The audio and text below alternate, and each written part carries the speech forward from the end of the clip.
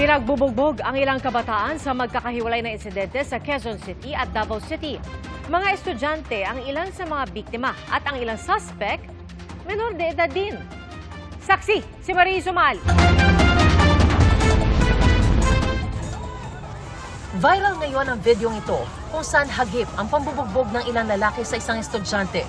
Halos mapayuko na lang ang biktima habang sinasalo ang mga suntok ng lalaking naka-uniforme at isa pang binatilyo. Meron ding isa pang estudyanteng biktima na parehas din ang sinapit. Nabahala po ako, ma'am, sa anak ko kasi siyempre pinabantaan na papatayin. Kung ano ba talagang mga kasalanan nyo na ginaganyan kanila.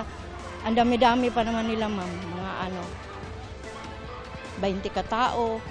Kagabi daw, ang dami na naman nung sa kapatid niya na nag-aabang. Naawa po ako, syempre. Bukol-bukol ho yung ulo niya, tapos yung ang dami hong bulok-bukol sa ulo. Ulo talaga ho ang pinunteriya. Natatakot ho ako para sa pamangkin ko. Gawa ng kaligtasan nila yung Takot na ho mapumasok. Humingi na ng tulong sa North Fairview High School ang inaatyahe ng isa sa mga binugbog. Natukoy na raw ng pamunuan ng eskwelahan ang mga sangkot na estudyante.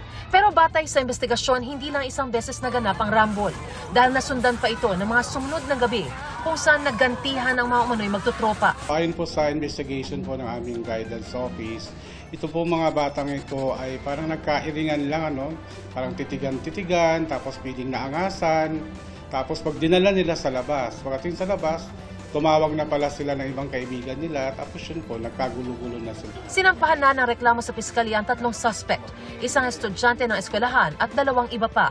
May nag-file na ng case. So, slight physical injury in relation to RA 7610. We will make sure na safe sila. Humingi na ng tulong sa pulisyang eskwelahan para magdagdag ng police visibility sa paligid nito. Ipinatatawag na rin ang lahat ng magulang ng mga estudyanteng sangkot para magbigay linaw sa investigasyon. May insidente rin ang pambubugbog sa 13 anyos na estudyante sa Davao City. Natukoy ng pulisya na 16 anyos ang isa sa mga suspect. Tinutukoy pa ang pagkakakilanlan ng isa pa ng bugbog.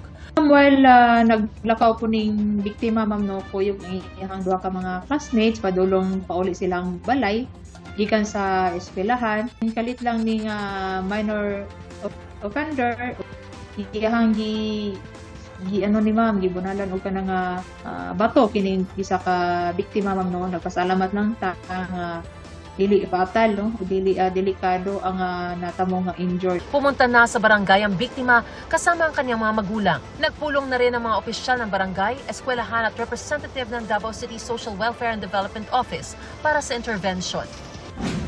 Sa hiwalay na insidente, 27 anyos na call center agent ang pinagbubugbog sa labas ng isang coffee shop sa MacArthur Highway. While waiting ning mga biktima sa mao nga lugar o kanang masakyan niya, ningonong ning suspect from sakay siya sa motorsiklo, but then siguro sila gamay misunderstanding gumikan kay nahadlok maning biktima mo tong nidagan siya, ma'am, og wala siya kabalo nga naaday kauban ning mga suspect o dito na corner siya o gitabangan siya o kanang kulata.